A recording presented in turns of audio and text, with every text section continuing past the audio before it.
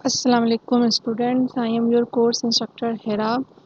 And कैसे हैं आप लोग। मैंने ये आपसे कहा था कि कंप्यूटर अर्थमेटिक के जो बेसिक हमारे पास कुछ मेन टॉपिक्स हैं वो मैं आपको दूंगी। उसका लेक्चर बना के थोड़ा सा हम इसमें लेट हो गए और स्टार्ट करते हैं। कंप्यूटर अर्थमेटिक के जो हमने यहाँ पे इस में जो कंटेंट है वो हमने 4 टॉपिक्स इसमें देखने हैं मेनली।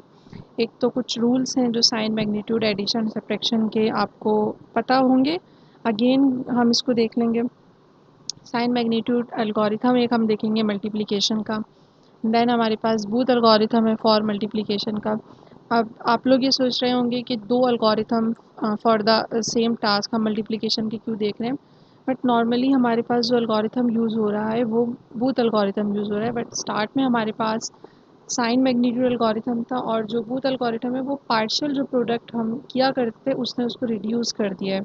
हम वो जो स्टार्ट में आप लोगों ने स्कूल गोइंग जब किड्स होते हैं तो वो कौन सी वाली मल्टीप्लिकेशन करते हैं, वो आपने एक पूरी रॉ बनाई, उसके बाद क्रॉस किया, फिर रॉ बनाई, फिर आपने क्रॉस किया। तो उससे क्या होता है कि कंप्यूटर में अब तक आपको ये बात समझ में आ गई होगी कि कंप्यूटर में अगर आप वन बाय वन कोई भी काम कर रहे हैं, कोई भी अगर आप वो क्रॉस लगा के मल्टीप्लाई भी करें तो उन बिट्स को आपको कहीं स्टोर करना है, कोई टेम्परली आपके पास रजिस्टर होगा। तो अगर हम उस मेथड को फॉलो करेंगे तो उस मेथड से क्या होगा कि हमें कंप्यूटर में बहुत स्पेस रिक्वायर्ड होगी। तो as compare to this algorithms, यहाँ पे हम मल्टीप्लिकेशन में बेसिकली मल्टीप्लिकेशन ही कर रहे होते हैं। हम या तो एडिशन कर रहे होते हैं या फिर हम कोई शिफ्ट कर रहे होते हैं, या आपका अर्थमेटिक शिफ्ट है या सिंपल शिफ्ट राइट है, या फिर हम कुछ बिट्स को कंपेयर करते हैं और कंपेयर करने के बाद हम अपना आंसर दे देते हैं। तो आपके पास बेसिक ये वो मल्टीप्लिकेशन नहीं है कि आपने तो कैलकुलेटर में लिख दिया 2 × 5, बट कंप्यूटर वेबसाइट पे वो 2 × 5 करने के लिए उसको कुछ स्टेप्स फॉलो करने हैं, ठीक है। वो उसके लिए हम यहाँ पे पहले इसका जो बेसिक एल्गोरिथम है वो देखेंगे, साइन, मैग्नीट्यूड। देन फिर हम बूथ एल्गोरिथम की तरफ जाएंगे। फिर एट द एंड जो है हमारा जो लास्ट टॉपिक है वो है फ्लोटिंग पॉइंट। और फ्लोटिंग पॉइंट नंबर्स आपको डिफ़ाइन करते हैं कि अगर आपके पास कोई वैल्यू फ्रैक्शन में है, कोई वैल्यू एक्सपोनेंट में है, तो कंप्यूटर ने उसको किसी पर्टिकुलर फॉर्मेट में कैसे कन्वर्ट करना है। क्योंकि देखिए एक बात तो हमें पता है कि ठीक है वो 10 की फॉर्म में कन्वर्ट कर लेता है, लेकिन 10 की फॉर्म में भी आप सिंपल वैल्यू कन्वर्ट करते हैं जो डेसिमल में होती है, ठीक है। ये वाली वैल्यू जो है ये वो वैल्यूज़ है जिसमें आपके फंक्शंस इन्वॉल्व में, वो फंक्शंस जिसमें आपका कोई लॉग आप यूज़ कर रहे हैं, आपका कोई एल्गोरिथम है, आपने इंटीग्रेशन है, बहुत सारी चीज़ें आपके कैलकुलेटर में आपने देखा होगा। तो इन फंक्शंस के लिए हमारे पास कोई और पॉइंट होगा जिसकी वजह से हम उस पूरे के पूरे फॉलो को, इस सैंपल को फॉलो करते हुए हम उन वैल्यूज़ को बाइनरी में कन्वर्ट करेंगे, ठीक है। ये वो कन्वर्जन हमने स्टार्ट में कंप्यूटर आर्किटेक्चर में पढ़ा, हर कोर्स में हमने पढ़ा कि भाई डिजिटल कंप्यूटर 0 और 1 पे काम करता है, ठीक है। और फिर हम कन्वर्ट भी बहुत हमने इसको किया कि डेसिमल में वैल्यूज़ होती थी और कोई भी न्यूमेरिकल हम सॉल्व कर रहे हैं तो उसको हम कन्वर्ट करते थे। बट ऐसा नहीं है कि आपके पास डायरेक्टली जो है वो हर टॉपिक आपको मिलेगा और आपने उसको डेसिमल से बाइनरी में कन्वर्ट कर देना है। हर टॉपिक के अपने कुछ रूल्स हैं, अपने कुछ मेथड्स हैं। अगर आप सिंपल एडिशन की बात करें उसका डिफरेंट मेथड है, अगर आप एक्सपोनेंट की बात करें उसका डिफरेंट आपके पास मेथड है। इसी तरह से हमारे पास हर चीज़ के लिए एक डिफरेंट मेथड अवेलेबल है। हम उसमें से एक मेथड ये फ्लोटिंग पॉइंट वाला देखेंगे। और ऑब्वियस सी बात है जब आप फ्लोटिंग पॉइंट की बात कर रहे हैं तो आपको एक्सफ्रैक्शंस को डिवाइड भी करना है, फ्रैक्शन को प्लस भी करना है, या मेंटिसा या एक्सपोनेंट जो है उनको आपको सम भी करना है, सब्ट्रैक्ट भी करना है। तो फिर हम उसमें से कुछ एडिशन और मल्टीप्लिकेशन के और बहुत बहुत ही इंटरेस्टिंग, बहुत ही ईजी चैप्टर है ये। और ये चैप्टर के वो कंटेंट हैं, वो टॉपिक्स हैं जो मेन टॉपिक्स हैं। अगर आपने ये समझ लिए तो जब आप फिर चैप्टर को पढ़ना स्टार्ट करेंगे, अगर आप मोरिस मानो की बुक फॉलो करें तो वो आपको बड़ा आसान समझ में आएगा, क्योंकि जो मेन मेन चीज़ें हैं वो मैंने स्लाइड में ऐड कर ली हैं। फर्स्ट हमारे पास इंट्रोडक्शन है और इंट्रोडक्शन में डिफ़ाइन किया है कि आपने कोई भी परफॉर्म करना है फंक्शन, कुछ भी आपका न्यूमेरिकल एनालिसिस है, कोई भी मेथड आपने परफॉर्म करना है, वो एट द एंड कहाँ पर आएगा, वो एट द एंड इन्हीं बेसिक ऑपरेशंस पर आएगा। ये बेसिक ऑपरेशन कौन से हैं? एडिशन, मल्टीप्लिकेशन, सब्ट्रैक्शन, या फिर आप लोगों ने शिफ्ट के कुछ पढ़े होंगे, हम लॉजिक शिफ्ट कर रहे थे, हम अर्थमेटिक शिफ्ट कर रहे थे। तो एट द एंड क्या है कि हमारे पास सारे के सारे मेथड्स जो हैं वो इन अर्थमेटिक मेथड्स पर आकर फिनिश होते हैं। तो इट्स बेटर कि हमारे पास हम उन चीज़ों को अंडरस्टैंड कर लें जो चीज़ें उनकी बेस में काम कर रही हैं, ताकि हमारे जब हम उन न्यूमेरिकल एनालिसिस पर जाएं तो हमारे पास हमारे टॉपिक्स जो हैं वो कवर हो चुके हों, ठीक है। उसके बाद हमारा जो फर्स्ट यहाँ पे जो मैंने आपसे बोला कि हम रूल्स यहाँ पे देखेंगे, उसमें कौन से रूल्स हैं। अच्छा, कुछ एडिशन के रूल्स हैं, कुछ हमारे पास सब्ट्रैक्शन के रूल्स हैं, ठीक है। कुछ एडिशन के रूल्स में आप लोगों के पास एक पूरा कॉलम आपको ऑपरेशन का नज़र आ रहा है, एक पूरा कॉलम ऐड मैग्नीट्यूड का नज़र आ रहा है, और अब सब्ट्रैक्ट मैग्नीट्यूड, साइन मैग्नीट्यूड कुछ स्टूडेंट्स जो है वो पढ़ लेते हैं लेकिन कंफ्यूज रहते हैं कि साइन मैग्नीट्यूड क्या है। साइन मैग्नीट्यूड आपको डिफ़ाइन कर रहा है कि आपने अगर कोई वैल्यू माइनस में लिखनी है तो किस तरह इंडिकेट करना है, आपने कोई वैल्यू पॉजिटिव में लिखनी है तो किस तरह इंडिकेट करना है, ठीक है। हम अगर जैसे ये एग्जांपल में मैंने लिखा हुआ है यहाँ पे -53, तो बहुत इजी हमारे लिए, हमने माइनस लिख दिया। लेकिन जब हम इसको कन्वर्ट करेंगे किसी फॉर्मेट में, तो उस फॉर्मेट में जैसे हम आप लोगों ने पहले इंस्ट्रक्शन फॉर्मेट पढ़ा होगा पिछले चैप्टर में, चैप्टर 3 में। इंस्ट्रक्शन फॉर्मेट में कन्वर्जन के बाद आप किस तरह से डिफ़ाइन करेंगे कि ये 53 नहीं है, ये -53 है। आप इसको पुट क्या कर देंगे, साइन बिट की एक अपनी डेडिकेट वैल्यू होती है, स्पेस होती है, वहाँ पे आप 1 पुट कर देंगे। अगर आपके पास पॉजिटिव वैल्यू होगी तो आप 0 पुट कर देंगे। तो उसी तरह से यहाँ पर हमारे पास साइन जो है, अब इस एग्जाम्पल को अगर हम देखें, -53 को इन्होंने कन्वर्ट करके लिखा हुआ है, तो ये नेगेटिव साइन बिट के लिए 1 अप्लाई कर दिया, और ये जो आपको 0 1 1 0 1 0 1 आपको नज़र आ रहा है, ये क्या है, ये आपके पास मैग्नीट्यूड है, ठीक है। तो साइन मैग्नीट्यूड समझ में आ गया। अब हमारे पास 4 बेसिक ऑपरेशन हम प्लस के देखेंगे, 4 बेसिक ऑपरेशन हम माइनस के देखेंगे, और वही रूल है plus minus minus minus plus minus plus plus plus minus minus plus, ठीक है। तो ये वही उन रूल्स को हम फॉलो करेंगे, और आपके पास देखिए, हम जब हम ऐड करते हैं और जब हम एडिशन का ऑपरेशन परफॉर्म कर रहे होते हैं, तो ये चीज़ मैटर नहीं करती कि आपके पास आप 2 + 4 कर रहे हैं या आप 4 + 2 कर रहे हैं, ठीक है। इससे कोई कंसर्न नहीं है, आपका आंसर वही आना है, चाहे आप 2 + 4 लिखें, आप चाहे 4 + 2 लिखें। बट जब आप सब्ट्रैक्शन करते हैं तो वहाँ पे कौन सा वेरिएबल की वैल्यू बड़ी है, कौन से वेरिएबल का साइन क्या है, ये बहुत मैटर करता है। तो आप लोग यहाँ पे भी देख रहे हैं कि अगर आप 2 वैल्यूज़ को ऐड भी कर रहे हैं, बट यहाँ पे उसकी अपनी इंडिविजुअल वैल्यू माइनस है, तो वो क्या हो जाएगा, प्लस माइनस माइनस हो जाएगा। तो हमने प्लस कॉमन लिया और a - b कर दिया, और जब हम a - b कर रहे हैं, यहाँ पे इस पूरे के पूरे कॉलम में आपको यही नज़र आएगा a - b। क्यों? क्योंकि इस केस में a जो है वो क्या है, ग्रेटर देन b है, और इस केस में जो है आपका जो a है वो लेस देन b है, ठीक है। b जो है वो ग्रेटर देन a है इस केस में, दैट्स द रीज़न आप b - a करें।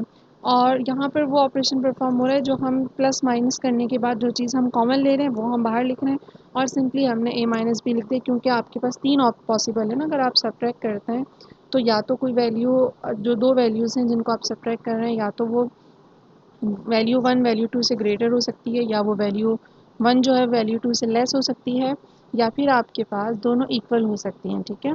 तो इस तरह से है आपके पास ये सारी जो रूल्स हैं। और प्लस माइनस जब आप प्लस करेंगे तो आपके पास इतने ज़्यादा केसेस वहाँ पर नहीं आएंगे, क्योंकि आपके पास आप प्लस कॉमन ले लेंगे, और उसके बाद आप लोग देखेंगे कि यहाँ पर अगर आपके पास a ग्रेटर है तो क्या होना चाहिए, b ग्रेटर है तो क्या होना चाहिए। तो ये बेसिक ऑपरेशंस हैं, इनको आप लोग ने माइंड में रखना है, ताकि जाके आगे जाके जब आपके न्यूमेरिकल सॉल्व होंगे तो ये साइन मैग्नीट्यूड के जो रूल्स रिकॉल किए हैं ये आपको पता हो, ठीक है। जैसे यहाँ पर आपने माइनस कॉमन ले लिया तो माइनस आ गया, a - b हमने लिख दिया, ठीक है। यहाँ पे हमने माइनस कॉमन ले लिया क्योंकि माइनस माइनस प्लस, और प्लस इन दोनों के दरमियान में है, बट आपके पास दोनों में प्लस क्या आ रहा था, कॉमन आ रहा था। क्यों आ रहा था, माइनस माइनस प्लस हो गया, और वो प्लस पहले से ही है। तो इस तरह से ये आपके बहुत छोटा सा टॉपिक था, इंट्रोडक्शन था साइंस का, कि आपको रिकॉल करवाने के लिए। फ़र्स्ट टॉपिक की तरफ चलते हैं। फ़र्स्ट टॉपिक है हमारा साइन मैग्नीट्यूड मल्टीप्लिकेशन। और CS के students specially computer architecture course पढ़ रहे हैं, या फिर computer organisation and architecture course अगर पढ़ रहे हैं, तो वो ये जब चैप्टर पढ़ते हैं तो ये वो टॉपिक्स हैं इस चैप्टर में जो कि बहुत इंपॉर्टेंट होते हैं, और इससे न्यूमेरिकल आता ही है। आपके पास कोई ना कोई, मैं आपको जब ये पढ़ाऊँगी और स्टार्ट करवाऊँगी तो मैं आपको हर टॉपिक में at the end of slide ये भी बता दूँगी कि आप लोगों ने ठीक है पढ़ लिया, समझ लिया, इसका क्या रीज़न है ये भी देख लिया, बट एग्ज़ाम के पर्सपेक्टिव से ये किस तरह से आता है स्टूडेंट्स के पास, और पूरा का पूरा जो टॉपिक है वो बेसिकली किस चीज़ पर डिपेंड कर रहा है, या उस टॉपिक का जो सेंटर पॉइंट है वो कौन सा है, वो आप लोगों को मैं बताऊंगी। तो स्टार्ट करते हैं एल्गोरिथम, और 2 एल्गोरिथम हम पढ़ने वाले हैं इसमें। और अगर आपको ये वाला एल्गोरिथम समझ में आ गया तो नेक्स्ट भी आ जाएगा, और बहुत आसान है। मतलब बहुत 2-3 चीज़ें हैं कॉमन सी जो आपने फॉलो करनी है, और फॉलो करने उसी को आपने देखते हुए जो है अपना एल्गोरिथम यूज़ करना है। और एक साइकिल आपके पास आपको नज़र आ रही होगी, ये आपकी मूव करेगी, और जब तक आपने मूव करना है जब तक आपका आंसर ना आ जाए, ठीक है। अच्छा, मैं अभी आपको अलग से वर्ड की फ़ाइल पे सॉल्व नहीं करवा रही हूँ, मैं अभी आपको वैसे ही सॉल्व करवा रही हूँ क्योंकि मेरे पास एग्जांपल्स में सब कुछ सॉल्व हुआ हुआ है। मैं बट आपको बताती रहूँगी कि ये इस तरह से हुआ। इन केस आपको ये समझ में ना आए तो आपने मुझे बता देना है, मैं आपको फिर नई वीडियो बना दूँगी सिंपल सिर्फ इस टॉपिक की, या इसके बाद वाला जो टॉपिक है उसमें मैं वर्ड की फ़ाइल पर या वैसे ही आपको सॉल्व करके भी समझा दूँगी, ठीक है। आपके पास मल्टीप्लिकेशन में क्या होता है, 2 वैल्यूज़ होती हैं, 5 मल्टीप्लाई बाय 3, ठीक है। 5 मल्टीप्लाई बाय 3, तो 5 क्या है हमारे पास, 5 हमारे पास है मल्टीप्लिकेंड, और जो मल्टीप्लायर है जो यहाँ पे लिखा हुआ है मल्टीप्लायर, वो क्या है, वो आपके पास 3 है। अच्छा, अब क्योंकि जब आप यहाँ पे हर टॉपिक को हार्डवेयर के रिस्पेक्ट से देख रहे हैं, और हार्डवेयर में आपको पता है कि अगर हम कोई भी ऑपरेशन परफॉर्म कर रहे हैं तो उस ऑपरेशन के लिए, उस पर्टिकुलर टास्क के लिए वो बिट्स जो हैं वो कहीं ना कहीं स्टोर होंगी, वो टेम्पररी रजिस्टर में स्टोर हो या वो कहीं भी स्टोर हो, उनके लिए हमें कोई ना कोई स्पेस डेडिकेट करनी पड़ती है। और अगर कोई टास्क ऐसा हो रहा है जो कि अभी रन टाइम पे चल रहा है, तो फिर हम मोस्टली क्या करते हैं, एक्यूमुलेटर में ही उसको विद इन अ प्रोसेसर ही जो रजिस्टर्स होते हैं हम उनको वहीं पर सॉर्ट आउट करते हैं। तो ये वाला ऐसा ही कुछ है आपके पास। जब आपने लिखा 5 मल्टीप्लाई बाय 3, तो 5 सेव होगा कहाँ पर, बी रजिस्टर में, और जो मल्टीप्लाई बाय 3 है वो सेव होगा क्यू रजिस्टर में। कोई इसमें कोई इतनी बड़ी बात नहीं है कि आपने बी और क्यू कहा, उनकी मर्ज़ी, आप सी ए बी सी कह लें, आप एक्स वाई कह लें, ये इनके नाम है। मल्टीप्लिकेंड आपका जो आपने जो मैंने आपको बोला 5 जो है, और मल्टीप्लायर जिसे आप मल्टीप्लाई कर रहे हैं वो आपके पास जो है वो 3 है। और यहाँ पे कहाँ पे सेव हो रहा है, 3 कहाँ सेव हो रहा है, 3 की जो बिट्स हैं वो कहाँ सेव हो रही है, वो क्यू में सेव हो रही हैं, ठीक है। तो ये आपको ये फर्स्ट वाला जो रेक्टेंगुलर बॉक्स है ये समझ में आ गया। हमारे पास 2 चीज़ें हैं, मल्टीप्लिकेंड और मल्टीप्लायर। बी रजिस्टर में सेव हो रही हैं बिट्स मल्टीप्लिकेंड की, और क्यू रजिस्टर में सेव हो रही है मल्टीप्लायर की बिट्स, ठीक है। नेक्स्ट हम उस पर गए। नेक्स्ट में उन्होंने थोड़ी सी आपको इनिशियलाइजेशन बताई है कि आपके पास जो, अब जब आपने तो कुछ स्टार्ट किया है, जब आपने फ्लो चार्ट स्टार्ट करना है तो आपके पास बेसिकली कौन से रजिस्टर में क्या क्या वैल्यू होंगी। अच्छा, यहाँ पे लिखा हुआ है कि अगर आप Q और B, ये जो ऊपर आपको नज़र आ रहे हैं मल्टीप्लिकेंड और मल्टीप्लायर, अगर आप इनका जॉर गेट ले लें तो आपको साइन बिट मिल जाती है। अब साइन बिट का मतलब क्या है, साइन बिट का मतलब ये है कि रजिस्टर में सिर्फ रजिस्टर की अपनी बिट्स स्टोर नहीं होती, रजिस्टर में साइन बिट भी स्टोर होती है, ठीक है। जैसे ये देखें, अब ये -53 है, तो 53 तो आपने सॉल्व कर लिया, माइनस भी सेव होगा, ये भी सेव होगा, तो इसके लिए ये 1 बिट है। तो हम कैसे इंडिकेट करते हैं, हम इसको एस से इंडिकेट करते हैं कि ये साइन बिट के लिए यूज़ किया गया है। और यहाँ से आपको जो आपके साइन बिट है वो यहाँ पे सेव हो जाएंगी, और उसके बाद वो आपको बता रहा है कि आपका जो ई है वो ज़ीरो होगा। ई क्या है, ई आपके पास एक बिट का फ्लिप फ्लॉप है। फ्लिप फ्लॉप जो है वो एक बिट स्टोर करता है, as you all know, because आप सब लोगों ने डिजिटल कंप्यूटर लॉजिक या डिजिटल लॉजिक डिज़ाइन DLD में पढ़ा होगा, फ्लिप्स फ्लॉप्स बनाए होंगे, जे के flip flop, SR flip flop, D flip flop, ये आप लोगों ने फ्लिप फ्लॉप बनाए होंगे। तो फ्लिप फ्लॉप क्या करता है, एक बिट को स्टोर करता है। अब हमें क्यों एक बिट को ये स्टोर करवा रहे हैं और एक बिट की क्या ज़रूरत है, इसलिए ज़रूरत है कि आप लोग यहाँ पे देख रहे हैं राइट साइड पे एडिशन, ठीक है। और जब भी आप ऐड करते हैं दो वैल्यूज़ को, या इसके बाद वाले आपने जो एल्गोरिथम देखना है वहाँ पे, तो आप ऐड भी कर रहे हैं, सब्ट्रैक्ट भी कर रहे हैं मल्टीप्लाई करने के लिए। तो आप जब भी ऐड या सब्ट्रैक्ट करते हैं तो आप पैरेलल एडर यूज़ करते हैं, ठीक है। आप सिंपल ऐड कर रहे हैं, आप एडर यूज़ करते हैं, आप हाफ एडर यूज़ करें या फिर फुल एडर यूज़ करें। तो आपको पता है एडिशन में हमें क्या मिलता है, हमें कैरी बिट मिलती है, तो वो कैरी बिट में कहाँ स्टोर हो रहा है, यहाँ। तो ये ई फॉर एक्स्ट्रा है, ठीक है, तो एक्स्ट्रा कह लें या कैरी बिट कह लें, इससे कोई कंसर्न नहीं है। तो स्टार्टिंग जब आप इनिशियलाइज़ करेंगे वैल्यूज़, तो ऑब्वियस सी बात है उस वक्त आपने कोई भी स्टेप परफॉर्म नहीं किया होगा, उस वक्त आपकी जो एक्स्ट्रा बिट में वैल्यू क्या होगी, ज़ीरो होगी, ठीक है। ये वो इस तरह से होगी, ये मैं आपको दिखा देती हूँ। ये देखें, जब आपने स्टार्ट किया है प्रोसेस तो ये ई क्या है, ज़ीरो है आपके पास, ठीक है। और इनिशियलाइजेशन स्टेप पर आपका ए भी ज़ीरो है, ए फॉर एक्यूमुलेटर। एक्यूमुलेटर वो रजिस्टर है जहाँ पर आपके सारे अर्थमेटिक ऑपरेशंस परफॉर्म होते हैं। हमने बड़ा डिटेल में देखा है इसको, हमने जब अर्थमेटिक लॉजिक शिफ्ट यूनिट को पढ़ा था, और उसमें हमने 3 डिफरेंट यूनिट्स पढ़े थे कि भाई ये लॉजिक यूनिट है, ये शिफ्ट यूनिट जो कि वैल्यूज़ को जो है शफल कर रहा है, मूव कर रहा है। और लास्ट में हमने अर्थमेटिक पढ़ा, तो ALU जो हम जब हमने पढ़ा तो वहाँ पर उन ALU का जो कनेक्शन था वो एट द एंड किसकी तरफ था, वो एक्यूमुलेटर की तरफ। एक्यूमुलेटर वो रजिस्टर है जो कि सारी अर्थमेटिक ऑपरेशंस का डेटा यहाँ पर स्टोर होता है, ठीक है। और अर्थमेटिक आपके पास एक्यूमुलेटर में जब वैल्यू स्टोर होंगी तो अभी तो आपने ऑपरेशन परफॉर्म करना स्टार्ट नहीं किया, अभी आपने 5 × 3 सिर्फ लिखा है, आपने इक्वल टू करके वैल्यू अभी आपको नहीं मिली है। तो आपके पास एक्यूमुलेटर में भी क्या होगा, ये देखें, एक्यूमुलेटर में भी पहली स्टार्टिंग पॉइंट पर ऑल ज़ीरोज़ होंगे, ठीक है। इसके बाद आपका जो सीक्वेंस काउंटर है वो n-1 होगा। सीक्वेंस काउंटर हम लोग क्यों यूज़ करते हैं ये आप लोगों को भी पता है, हार्डवेयर के स्टूडेंट्स को भी पता है। हमने बहुत बार सीक्वेंस काउंटर अपने इस कोर्स में भी यूज़ किया है, और नेम से भी आपको इंडिकेट हो रहा है कि सीक्वेंस काउंटर को, ठीक है। अब आपने ये स्टेप तो फॉलो कर लिए कि आपके पास इनिशियलाइजेशन पे ये होगा, उसके बाद आपने क्यू की वैल्यू देखनी है, बट आपके ये पॉइंट कहाँ तक जाएगा। जैसे हम क्लॉक देते हैं, क्लॉक साइकिल होती है, तो ये पॉइंट्स, ये आपके स्टेप्स कहाँ तक फॉलो करेंगे। तो हम क्या करते हैं, सीक्वेंस काउंटर पर वैल्यू असाइन कर देंगे। फॉर एग्जांपल मे बी अभी आपको ये बात मेरी समझ में ना आ रही हो, जब हम ये एग्जांपल करेंगे तो ये बात समझ में आ जाएगी। मे बी आपने जो स्टेप्स परफॉर्म करने हैं वो 5 बिट के आपने परफॉर्म करने हैं। अब 5 बिट में सीक्वेंस काउंटर में आप वैल्यू या तो 5 से स्टार्ट करें, तो 5 के बाद 4 3 2 1, जब आपके पास 0 आ जाएगा तो आपका एंड प्रोडक्ट हो जाएगा, और कौन से रजिस्टर में स्टोर होगा, AND Q में। या फिर आप 5 से स्टार्ट नहीं कर रहे हैं, आप 0 से स्टार्ट कर दें, 1 2 3 4 5 आप नेगेटिव की एक, या तो आप प्लस से स्टार्ट कर रहे हैं 5 से, तो आप नेगेटिव की तरफ जाएंगे ना, -1 करते हुए जाएंगे, n-1 4 3 2 1 करते जाएंगे। लेकिन अगर आप 0 से स्टार्ट करें तो आप +1 करते हुए जाएंगे।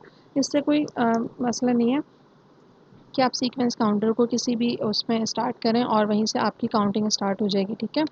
तो ये आपको दो बातें समझ में आ गई। एक हमने ये बॉक्स देखा, इस बॉक्स में डिफ़ाइन किया गया था कि आपके पास 2 रजिस्टर्स यहाँ पे यूज़ हो रहे हैं जो कि इन बिट्स को स्टोर करेंगे, और उसके बाद इनिशियलाइजेशन की कुछ आपको स्टेप्स बताए गए थे कि ये चीज़ें आपके पास स्टार्टिंग प्रोसेस में ये इस जगह पर होंगी, ठीक है। अब आ जाइए मेन पॉइंट पर, जो मेन जो आपका जिस पे ये पूरा का पूरा एल्गोरिथम डिपेंड कर रहा है, ये सेंटर पॉइंट क्या है, ये है सेंटर पॉइंट आपका साइन मैग्नीट्यूड मल्टीप्लिकेशन का Q।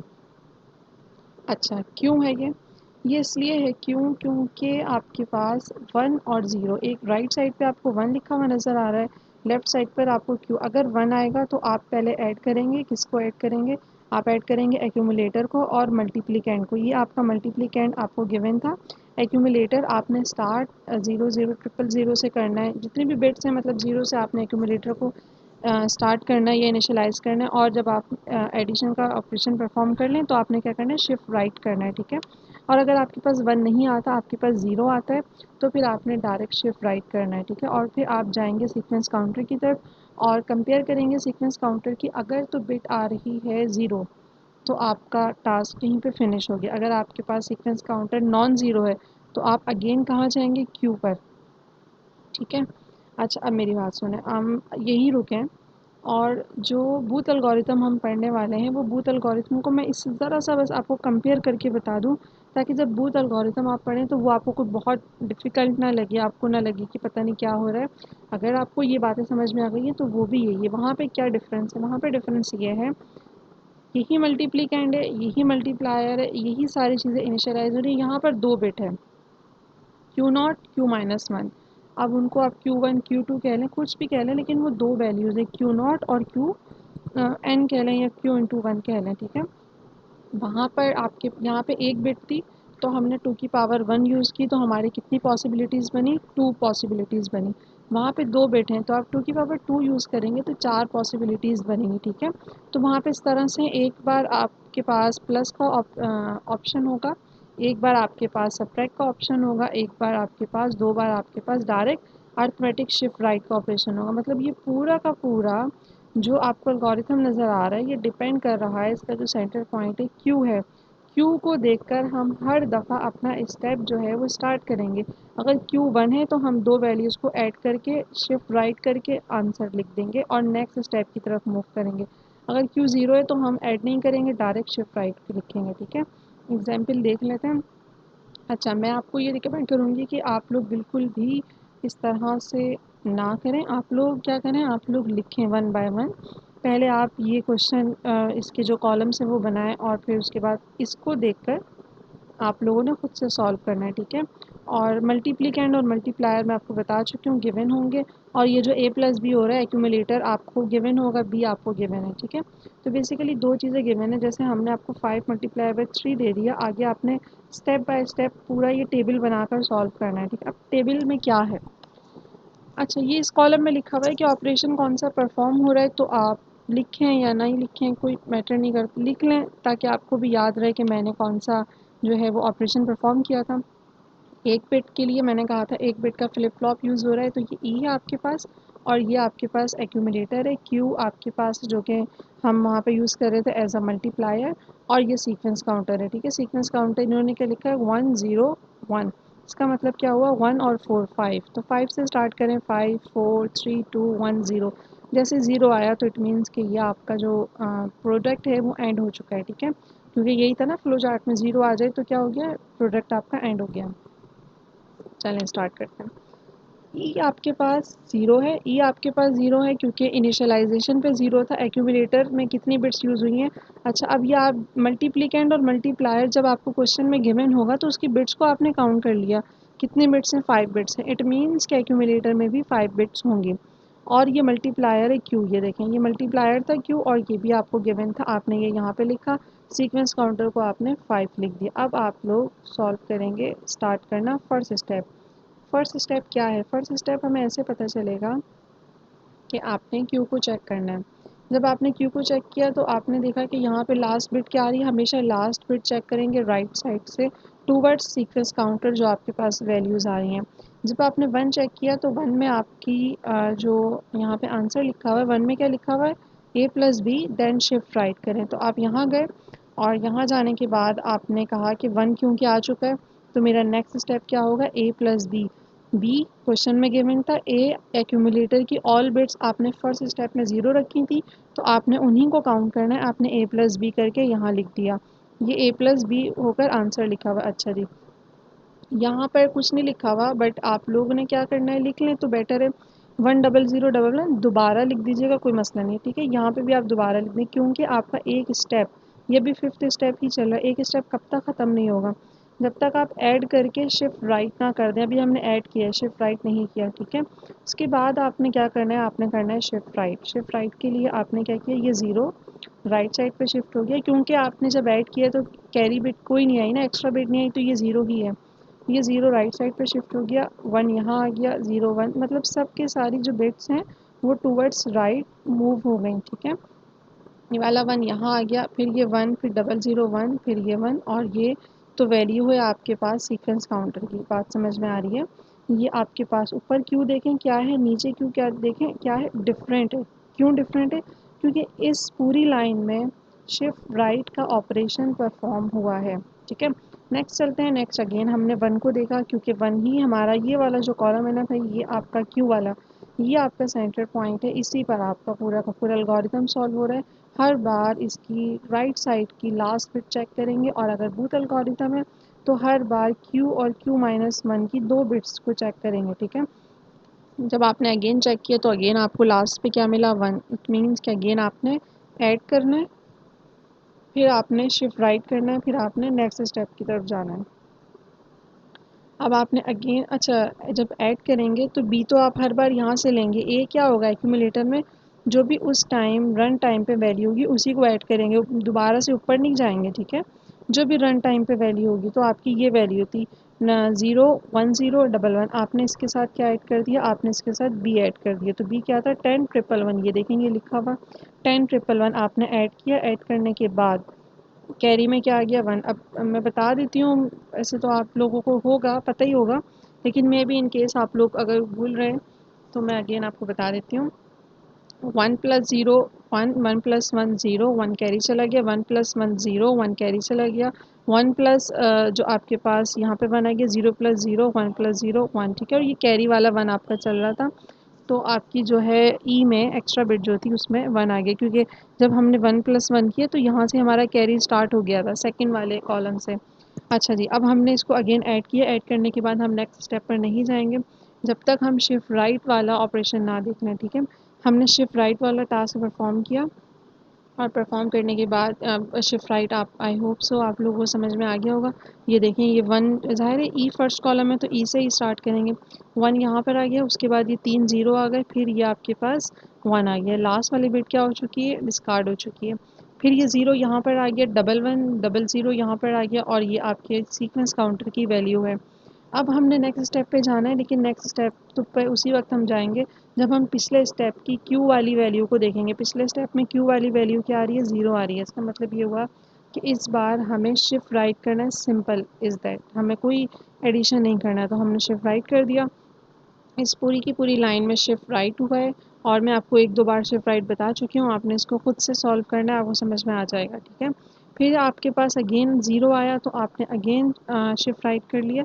इस बार जब आपने शिफ्ट राइट किया है तो आपके पास क्यू की वैल्यू 1 आ गई है। इट मीन्स कि अब आपने क्या करना है, पहले ऐड करना है, ऐड करने के बाद शिफ्ट राइट करना है, ठीक है। तो हमने फिर क्या किया, ऐड किया दो वैल्यूज़ को। ए जो था वो हमारे पास जो भी रन टाइम पे पिछले स्टेप में होगा वही ए लेंगे, ऊपर वाले ए पे नहीं चले जाइएगा। वही स्टेप आप ए में लेंगे जो उस वक्त होगा, और बी आपके पास ये वैल्यू है, बी आपके पास ऑल द टाइम सेम रहेगा, ठीक है। देखें बी जहाँ भी यूज़ हुआ है सेम यूज़ हुआ है, 10 11 10 11 10 11 10 111 11 नहीं सॉरी। अच्छा जी, आपने ऐड किया, ऐड करने के बाद अगेन आप क्या करेंगे, शिफ्ट राइट करेंगे। और शिफ्ट राइट वही कॉमन वाली चीज़ हमने इसमें देखा, जब हमारे पास शिफ्ट राइट हमने किया तो सीक्वेंस काउंटर में क्या वैल्यू आ गई है, सीक्वेंस काउंटर में वैल्यू आ गई है ऑल ज़ीरोस। इट मीन्स कि अब आपकी एंड प्रोडक्ट हो गई। अच्छा, और बहुत आसान क्वेश्चन है। ये आसान क्यों है, इसलिए कि आपको खुद पता है आपने सही सॉल्व कर लिया या नहीं किया। क्यों नहीं, कैसे पता है आपको, आपको ऐसे पता है कि आपके पास जब आपका सीक्वेंस काउंटर में वैल्यू 0 आ गई, इसका मतलब ये है कि आपका क्वेश्चन सॉल्व हो गया। लेकिन आपका जो ये दो कॉलम आपको नज़र आ रहे हैं, ए और क्यू, इन दोनों वैल्यूज़ को बाइनरी में लिखी हुई, इन दोनों को डेसिमल में कन्वर्ट करो, ठीक है। जब आप इन दोनों को डेसिमल में कन्वर्ट करेंगे तो आपका आंसर आ जाएगा, ठीक है। 23 और 19 ये दो वैल्यूज़ थी, मतलब जो मल्टीप्लिकेशन और मल्टीप्लायर था वो क्या था, 23 और 19, बी और ये क्यू, ये गिवन था क्वेश्चन में।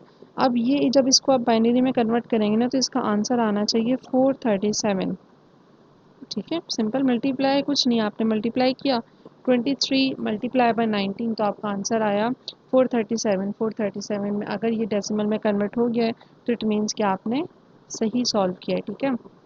अब अगर आपको ये समझ में आ गया, नहीं समझ में आया, ये रिकॉर्डिंग दोबारा से सुने।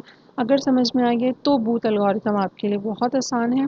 इसलिए आसान है कि वो भी सिंपल है, बिल्कुल वैसे ही जैसे आप लोगों का आपने पिछला वाला एल्गोरिथम पढ़ा था। और वो सिंपल कैसे है, एक मिनट, देखिए यहाँ पर भी मल्टीप्लिकेंट बी है, मल्टीप्लायर क्यू है, इनिशियलाइजेशन एक्यूमुलेटर ज़ीरो है, क्यू हमने एक यहाँ पे वैल्यू ली है जैसे हमने वहाँ पे ई लिया था वो ज़ीरो है, सीक्वेंस काउंटर एन है, मतलब जितनी नंबर ऑफ़ बिट्स आपकी होंगी वो ही इतनी वैल्यू उतनी स्टेप्स तक सीक्वेंस काउंटर जाएगा, ठीक है। तो आपके पास यहाँ पर सेंटर पॉइंट में दो वैल्यूज़ है। मैंने क्या बताया था कि पूरा का पूरा एल्गोरिथम किस पे डिपेंड कर रहा है, इस क्यू पे डिपेंड कर रहा है, क्योंकि दो ऑप्शन हो सकते हैं, या तो 1 हो तो ये टास्क परफॉर्म करना, ज़ीरो हो तो ये टास्क परफॉर्म करना। बूथ एल्गोरिथम में क्या है, बूथ एल्गोरिथम में भी ऐसा ही है, बट डिफरेंस क्या है कि यहाँ पे एक कॉलम इसका है क्यू नॉट का, एक कॉलम क्यू माइनस वन का है। क्यू नॉट की लास्ट बिट देखेंगे टूवर्ड्स राइट साइड, और क्यू माइनस वन की एक ही बिट होगी, वही चेक करेंगे हम, ठीक है। अच्छा जी, अगर क्यू नॉट और क्यू माइनस वन की वैल्यू 0 1 आ जाए तो आपने क्या करना है, आपने ऐड करना है, और ऐड करके अर्थमेटिक शिफ्ट राइट करना है, फिर आपका एक स्टेप ख़त्म हो जाएगा। अगर Q not Q minus one की वैल्यू 1 0 आ जाए तो आपने माइनस करना है, माइनस करके अर्थमेटिक शिफ्ट राइट करना है, फिर आपका एक स्टेप फिनिश हो जाएगा, ठीक है। और अगर आपके पास वैल्यू 1 1 या 0 0 आ जाए, मतलब सेम बिट्स आ जाए, तो आपने कोई ऐड नहीं करना, कोई सब्ट्रैक्ट नहीं करना, डायरेक्ट आपने अर्थमेटिक शिफ्ट राइट करना है और आपका सीक्वेंस काउंटर में आंसर आपको मिल जाएगा, ठीक है। ये वाला पॉइंट समझ में आया, बहुत आसान है, सिर्फ बिट्स का डिफरेंस है। वहाँ पर आपकी एक बिट थी, यहाँ पे हम दो वैल्यूज़ पे ले रहे हैं, वही सेंटर पॉइंट है आपका। बस आपने इन कंडीशंस को देखना है, और मैं चाहें तो आप इन कंडीशंस को याद रखने के लिए कि जब आप सॉल्व करें तो आप इनको एक टेबुलर फॉर्म में भी बना सकते हैं। मतलब आप एक टेबल बनाएं, एक टेबल आप बनाएं क्यू नॉट, एक बनाएं क्यू वन। अगर क्यू नॉट क्यू वन में 1 1 है तो ये कंडीशन होगी, आगे इस तरह लिख लें आप चाहें तो।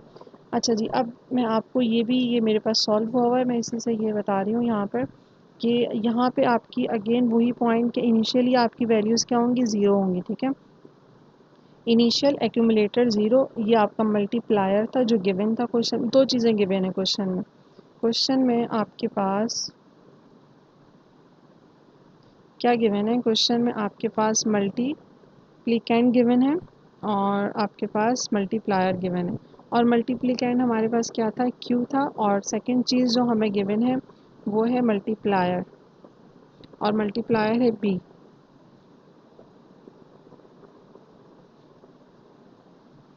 ठीक है, ये दो चीज़ें हमें गिवन थी। बाकी एक्यूमुलेटर को हमने अज्यूम किया कि वो ऑल बिट्स ज़ीरो हैं फर्स्ट स्टेप में। क्यू नॉट या क्यू माइनस वन को हमने अज्यूम किया, या क्यू वन कह लें, सिंपल इज़ दैट कि आप क्यू वन कह लें, उसको हमने अज्यूम किया कि वो क्या है, वो भी हमारे पास स्टार्टिंग पॉइंट में ज़ीरो है। ठीक है, सीक्वेंस काउंटर में आपको मैंने बोला था 5 से स्टार्ट कर लें, ज़ीरो से स्टार्ट कर लें, कोई मसला नहीं है। यहाँ पर भी इन्होंने 5 से स्टार्ट किया। अच्छा, 5 से क्यों स्टार्ट किया, इसलिए स्टार्ट किया क्योंकि नंबर ऑफ़ बिट्स 5 हैं। 6 होती 6 से स्टार्ट करते, 4 होती 4 से स्टार्ट करते। सीक्वेंस काउंटर ख़त्म कहाँ होता, ये फ्लो चार्ट जहाँ पे ऑल बिट्स ज़ीरो आ रही हैं। ठीक है, ये इसकी ऑल बिट्स हमारे पास ज़ीरो हैं। अब क्या करना है, इनिशियली ये आपके पास एक्यूमुलेटर भी ज़ीरो है, ये आपको गिवन था मल्टीप्लायर क्यू, ये आपने लिख दिया, ये आपने ज़ीरो लिख दिया, गिवन था, ये तो सीक्वेंस काउंटर है। First line I hope so आपको समझ में आ गई होगी। अब बाकी सारी चीज़ें बिल्कुल वैसे ही काम कर रही हैं जैसे हमने पिछले क्वेश्चन में किया था। मतलब आपने सिर्फ इसको देखना है। अगर आपके पास वैल्यू 1 0 हो तो क्या होगा, 0 1 हो तो क्या होगा, अगर 1 1 0 0 हो तो क्या होगा। ठीक है, आपने इसको देखा क्यू की लास्ट बिट को, जो कि क्यू की लास्ट बिट क्या आपके पास 1 है, और ये क्यू नॉट आपके पास 1 है, और क्यू क्या है आपके पास 0। क्या वैल्यू बनी, 1 0। आप लोग यहाँ पर गए, आपने देखा 1 0। 1 0 का मतलब क्या है, सब्ट्रैक्ट करना। ये जो आपने कॉम्प्लीमेंट लिया हुआ है ऐड करके, ये सब्ट्रैक्ट करना होता है। ठीक है, तो आपने क्या किया, a माइनस बी को सब्ट्रैक्ट कर लिया। a माइनस बी को सब्ट्रैक्ट करने का मतलब है कि यहाँ पे जो सब्ट्रैक्ट करके आंसर लिखा हुआ है वो डायरेक्ट लिखा हुआ है। आप लोग अपने पास जो है वो कॉम्प्लीमेंट लीजिएगा, ऐड करिएगा, पहले ऐड करने के बाद फिर आप लोगों ने इसको कॉम्प्लीमेंट लेना है। ठीक है, और उसके बाद जो सेकंड लाइन में जब आप लोग सब्ट्रैक्ट करके लिखेंगे, ये क्यू की पूरी वैल्यू एज इट इज़ नीचे लिख देंगे, इसकी भी वैल्यू आप एज इट इज़ नीचे लिख देंगे। ठीक है, अब आप लोग नेक्स्ट स्टेप पर नहीं जा सकते। क्यों नहीं जा सकते, आपने सब्ट्रैक्ट किया, अब क्या करेंगे, arithmetic shift right. Arithmetic shift right क्या होता है वो देखें। अरिथमेटिक शिफ्ट राइट में ये होता है कि जो आपकी फ़र्स्ट वैल्यू होती है, ये हमारी फ़र्स्ट वैल्यू है, ये आप एज इट इज़ लिखते हैं। ये ज़ीरो आपने वैसे ही नीचे मूव कर दिया, ये मूव कर दिया, और फिर अगेन ज़ीरो आप इसके बराबर में भी मूव करते हैं। ठीक है, ये आपने यहाँ पे भी मूव कर दिया, और बाकी सारी बिट्स जो हैं ये आपकी ये टूवर्ड्स राइट मूव हो गई। ठीक है, लास्ट वाली जो बिट है वो हमने यूज़ नहीं की क्योंकि ज़ाहिर है वो आपकी बिट कंप्लीट हो गई है, आपकी 5 बिट कंप्लीट हो गई है, तो लास्ट जो राइट वाली बिट है वो डिस्कार्ड हो गई। अब ये जो आप अरिथमेटिक शिफ्ट राइट कर रहे हैं, ये सिर्फ यहाँ नहीं कर रहे हैं, आप यहाँ भी अरिथमेटिक शिफ्ट राइट कर रहे हैं, आपके पास यहाँ भी अरिथमेटिक शिफ्ट राइट है, यहाँ नहीं है क्योंकि ये सीक्वेंस काउंटर है, ये आपका कोई उसका पार्ट नहीं है ये फ्लो चार्ट का। ठीक है, तो इस पूरी लाइन में हमने क्या किया, इस पूरी लाइन में हमने अरिथमेटिक शिफ्ट राइट किया। ठीक है, समझ आ गया। अब नेक्स्ट स्टेप पर जाएंगे, लेकिन नेक्स्ट स्टेप पर जाने से पहले क्या चेक करेंगे, Q और Q1, Q नॉट या Q1, इन दोनों की लास्ट वैल्यूज़ क्या है, इसकी तो एक ही वैल्यू, इसकी वैल्यू है आपके पास 0 और उसकी वैल्यू है हमारे पास 1। तो 0 1 क्या है, हम यहाँ गए, हमने चेक किया 0 1 क्या है। 0 1 का मतलब है आप पहले ऐड करें, और ऐड करने के बाद अरिथमेटिक शिफ्ट राइट लें, फिर आपका फर्स्ट जो भी स्टेप है वो फिनिश हो जाएगा। ठीक है, तो हमने नेक्स्ट स्टेप में यही किया, क्या किया, ऐड बी कर दिया। ए आपके पास था, आपने बी लिखा, और ऐड ए प्लस बी आपका हो गया। होने के बाद जो भी यहाँ पे फर्स्ट जो लाइन में लिखी हुई थी वो ऐसी कॉपी हो जाएगी, ये 1 ऐसी कॉपी हो जाएगा, और सीक्वेंस काउंटर ऐसी कॉपी हो जाएगा। क्योंकि सीक्वेंस काउंटर की वैल्यू कब चेंज होगी, जब आप ऐड करें या सब्ट्रैक्ट करें, उसके बाद आपने अरिथमेटिक शिफ्ट राइट करना है। ठीक है, अरिथमेटिक शिफ्ट राइट करने के बाद फिर आपने अगेन, अब ये मैं आपको दोबारा से चलें बता देती हूँ। देखें, ये 1 वैसे ही आ गया। ठीक है, उसके बाद ये वाला 1 मैंने कहा था फर्स्ट वाला हम बिल्कुल पैरेलल में लिखते हैं, फिर आपके पास राइट साइड पे मूव करते हैं, फिर पूरी वैल्यूज़ जो हैं वो टुवर्ड्स राइट मूव होना स्टार्ट हो जाती हैं। तो ये आपके पास क्या हुआ है, ये अर्थमेटिक शिफ्ट राइट हुआ है। ये वाला जो वन है, एक मिनट,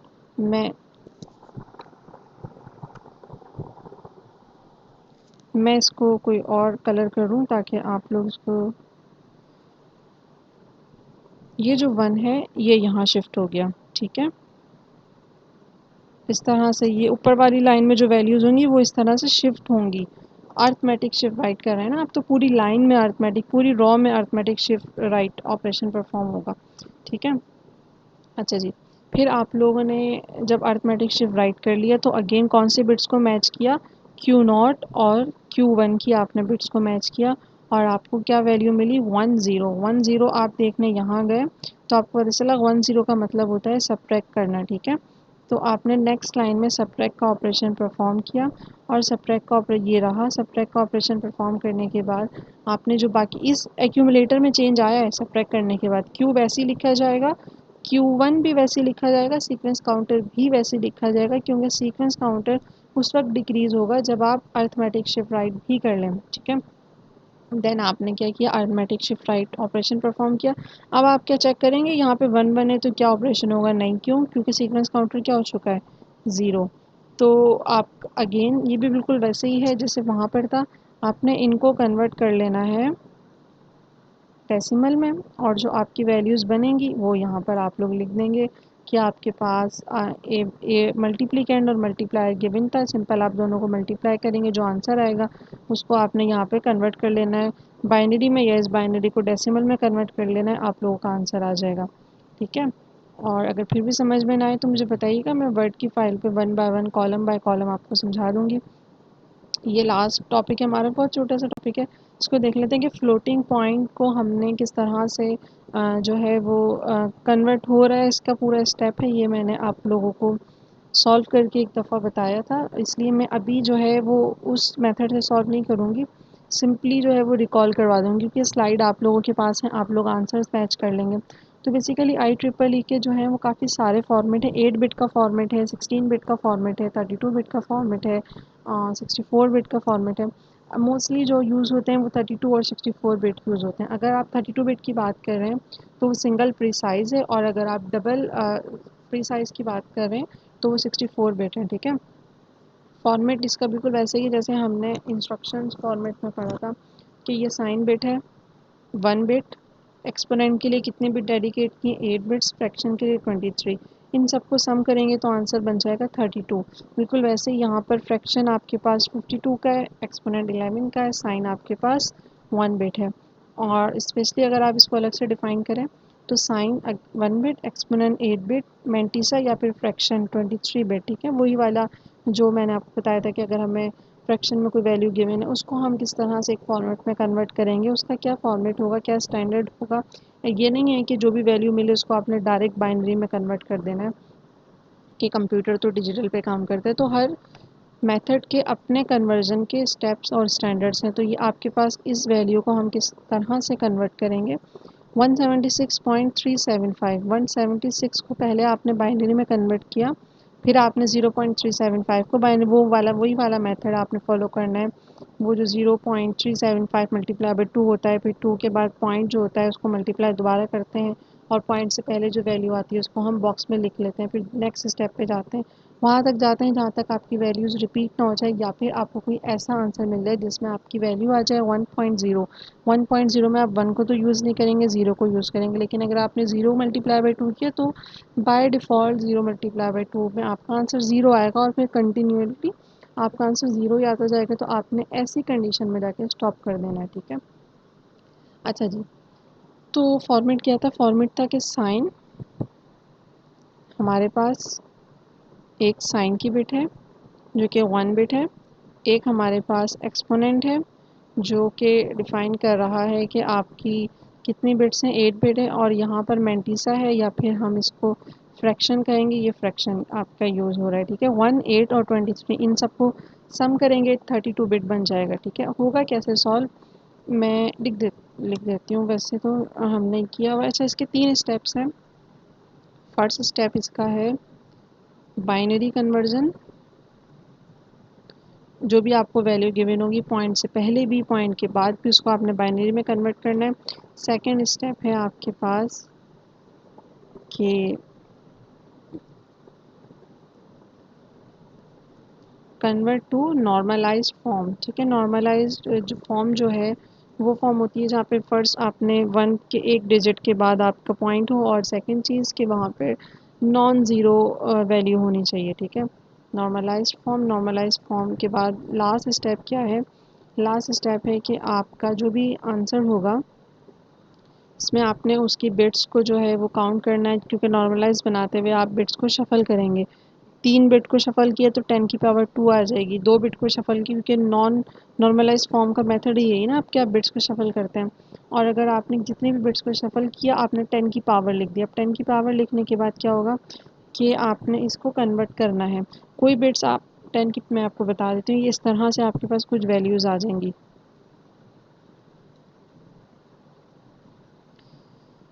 ठीक है, और 10 की पावर में आप लोगों के पास फॉर एग्जांपल 6 वैल्यू आ रही है। ये हम कौन से स्टेप की बात करें? ये नॉर्मलाइज स्टेप हो गया। अब थर्ड स्टेप में हम जा रहे हैं।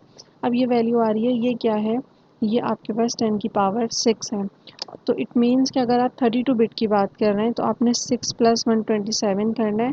तो आपके पास जो भी आंसर आएगा उसको आपने बाइनरी में कन्वर्ट करके एक्सपोनेंट की जगह लिख देना है। ठीक है, और ये सारी की सारी बिट्स जो कि मैं अभी कलर कर रही हूँ, ये सारी बिट्स किसका पार्ट हैं? ये सारी बिट्स पार्ट हैं आपके एक्सपोनेंट का या फ्रैक्शन का। आप लोग इतनी बिट्स भी लिख सकते हैं, देखें इधर, इतनी बिट्स भी लिख सकते हैं, क्योंकि फॉर्मेट कंप्यूटर का या स्टैंडर्ड का 32 बिट है, तो वो उस 32 को कंप्लीट करने के लिए ज़ीरो लगा रहा है, लेकिन हम तो मैनुअली सॉल्व करेंगे। तो हम यहाँ पे भी स्टॉप कर सकते हैं, और ये ज़ीरो कहाँ लगता है? ये राइट साइड पे लगता है। ठीक है, तो ये आपके पास ये वाला पॉइंट क्या है? ये वाला पॉइंट है आपका मेंटिसा या फिर फ्रैक्शन। ये 10 की पावर 6 जो है, ये आपने 6 प्लस 127 करना है फॉर 32 बिट। जो आंसर आएगा, जैसे 34 आंसर आया, तो आपने इसको कहाँ पर ऐड कर लेना है? आपने इसको इस पर्टिकुलर ये वाला जो आपका बॉक्स है, इस बॉक्स में आपने बाइनरी करके यहाँ पर लिख देना है। ठीक है, तो ये जो न्यूमेरिकल है 176.375, ये पूरा सॉल्व हुआ हुआ है, और इस पूरे का आंसर ये आपके पास यहाँ पर अवेलेबल है। जब आप सॉल्व कर लेंगे तो आपने टैली करना है, आपका सेम आंसर आएगा। फ्लोटिंग पॉइंट के कुछ और भी एग्जांपल्स हैं, वो भी आप लोगों ने कर लेनी है। और फ्लोटिंग पॉइंट में हम अगर एडिशन कर रहे हैं तो रूल ये होता है कि आपका जो एक्सपोनेंट है उनकी जो वैल्यू है वो सेम होनी चाहिए, जो मतलब जो पावर है। और पावर सेम करना बहुत आसान है। और कौन सी वैल्यू को हम पहले लेंगे? जो सबसे छोटी वैल्यू होगी। ये छोटी वैल्यू थी, हमने यहाँ से स्टार्ट किया, इस ज़ीरो को हम यहाँ ले आए। ठीक है, जब हम ज़ीरो को यहाँ ले आए और ये पॉइंट उधर चला गया, तो पॉइंट एक दफ़ा शिफ्ट हुआ है, ऐसा ही है। तो ये 10 माइनस वन था, मैंने इधर प्लस वन लिख दिया, तो माइनस वन प्लस वन क्या हो गया? ज़ीरो हो गया। फिर मैं दूसरा ज़ीरो भी ले आई, तो अब एक वैल्यू आ गई 10 की पावर 1। फिर मैं तीसरा ज़ीरो भी ले गई, तो वैल्यू क्या आ गई? 10 की पावर 2। तो ये देखें, 3 ज़ीरो यहाँ आए हैं और 10 की पावर 2 हो गई है। दोनों पावर सेम, आपने सिंपली ऐड कर लिया। सब्ट्रैक्शन में भी यही रूल होता है। ये सारे एग्जांपल्स हैं। मल्टीप्लिकेशन में ये रूल नहीं होता। मल्टीप्लिकेशन में क्या होता है कि सेम आपकी पावर हो या ना हो, आप डायरेक्टली मल्टीप्लाई कर लेते हैं। तो ये कोर टॉपिक्स थे कंप्यूटर अर्थमेटिक के, और भी इसमें छोटे छोटे टॉपिक्स हैं जो कि अभी हमारे रिमेनिंग है। फ़िलहाल इतने ही टॉपिक्स हैं जो आपने पहले इसको कवर करने हैं। और इसमें कोई भी पॉइंट हो जो आपको समझ में ना आया हो तो आप मुझे बता सकते हैं, मैं आपको फिर उस पर्टिकुलर पॉइंट को अगेन लिख कर या वर्ड की फ़ाइल पे समझा दूँगी। ठीक है, थैंक यू, अल्लाह हाफ़िज़।